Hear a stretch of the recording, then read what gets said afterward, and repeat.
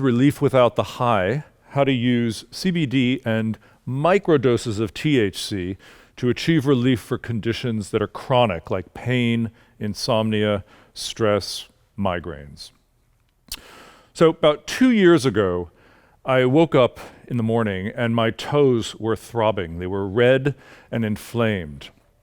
They felt like they had been stung by a bunch of wasps in the night, and I didn't have any idea of what was going on.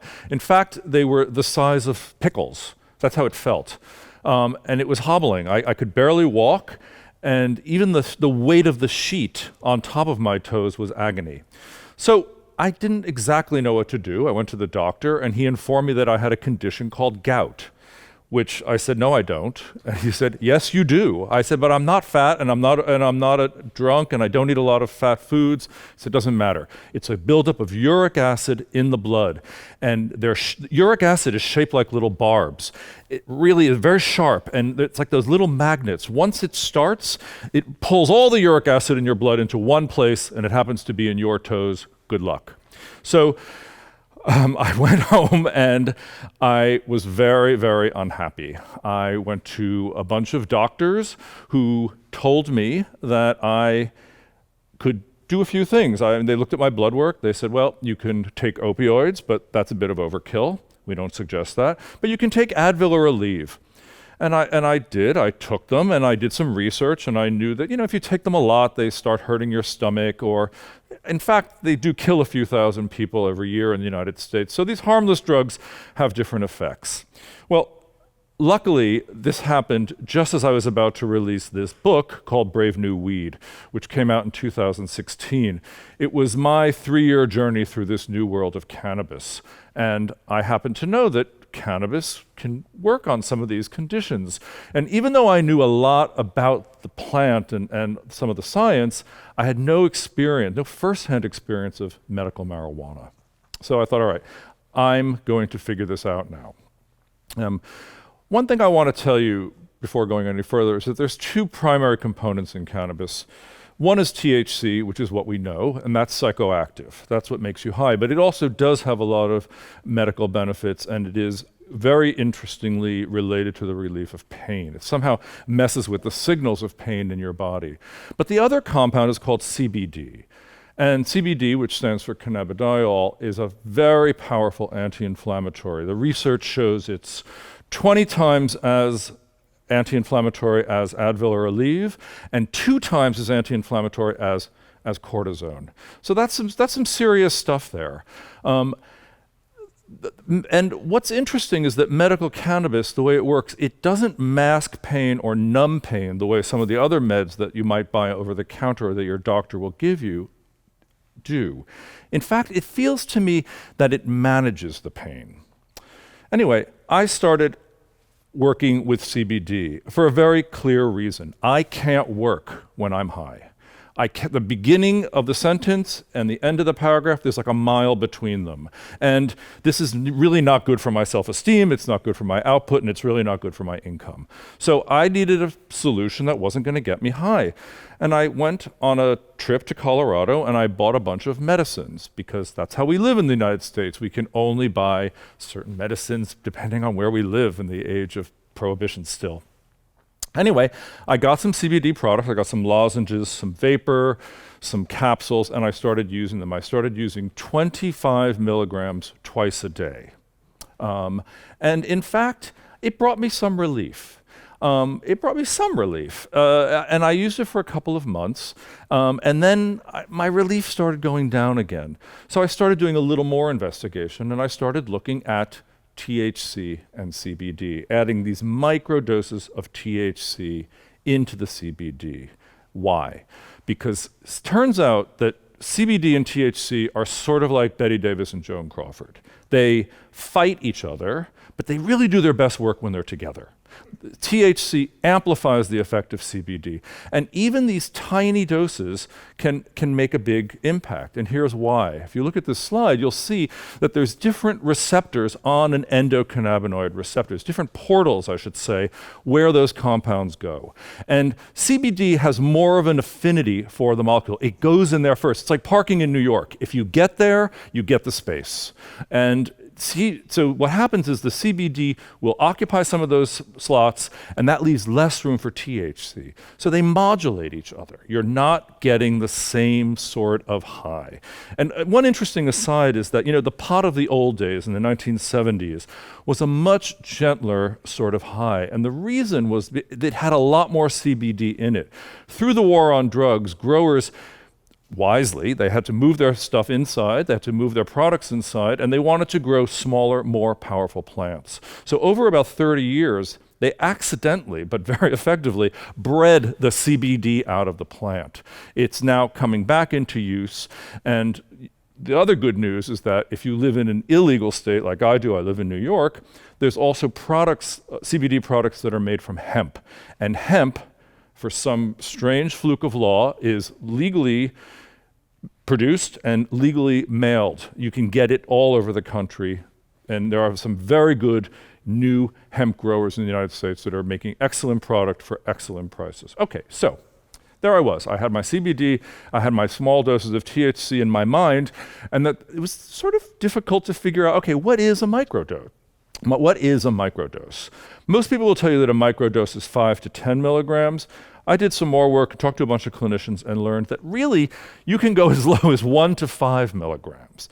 So let me tell you a little bit about what those milligrams mean, what they're going to do for you. If you use 1 milligram of THC, you're really not going to feel anything. I don't even think grandma will feel anything on that one. If you use 2, I think you will find the person who annoys you most will annoy you a little less. If you use 3, I think you can really replace that smirk with a smile. 4 will definitely give you an enhancement, but I can still function, and perhaps you can too. 5 is definitely a slight buzz. And you can go a little higher if you need to, but that's sort of the range there. And I think that's an accurate range for people who don't have a tolerance and who are inexperienced. And that's what this is really for. The whole idea of this is that the best kind of medication happens after education. If you can educate before you medicate, you'll know how to adjust your doses. And you can play with it. Like if you take too much, you scale it back. If you're not getting the relief, you can up it. And I know that for some people the idea of self-administration is a heretical idea, but if you think about it, even in modern medicine, diabetics adjust their medication every day. They prick their blood, they see what their insulin levels are, and they adjust. Pain patients adjust with Neurontin and gabapentin, super strong pharmaceuticals, but depending on their level of suffering, they change it. And we can do this with cannabis, but the biggest difference is that cannabis is 100 million times safer. There's never once been a death reported from cannabis overdose. There is no physical addiction from cannabis. So really the safety profile makes self-experimentation very, very viable. Now, if you're going to try relief without the high, there's a couple of things you have to bear in mind. Unlike recreational cannabis, we want to start low, which means the lowest possible dose. We want to go slow. We want to adjust those doses over a couple of days. You want 2 or 3 days between them, and you want to stay low. It turns out that in medical cannabis, often with chronic conditions, the lower dose is the more effective dose, and I'll explain that in a little bit. But let me show you about some of the different delivery methods we need to do this. So there's 2, let's look at pain, for example. With pain, there are 2 types of pain you need to think about. You need to think about breakthrough pain, when it really hurts right then and there, or long-term pain, things that you want relief over a longer period of time. So there's different delivery methods within the world of cannabis. For example, for breakthrough pain, I use a vapor pen. This is a CBD oil, and this is a battery, and this is a very simple device. The battery charges in a USB port in your computer, and it's very handy, and it's always available. It's always there. The pros are, like I said, immediate relief within seconds or minutes, and easy to use. The cons, these pens are cheap, and they break, and they clog often, so you will have to replace them. There's another kind of product, which is a topical. Now, topicals are great. They can be applied to any part of your body for pain, so on your joints, Wherever you on my toes, wherever you happen to be suffering. They come in many different forms. This happens to be a salve made by a friend of mine. They are not psychoactive. THC will not penetrate the skin in any of these topical forms as they are currently. The benefit of topical, again, they're easy to use, completely discreet, very accessible, pretty quick relief.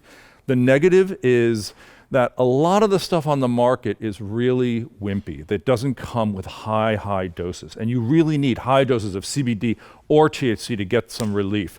A lot of these products say they're made with love. But let me assure you, love isn't going to do anything for your pain. You really want power, okay? The next thing I want to talk about is a tincture. These are tinctures. Tinctures are fantastic because they're already pre-ratioed.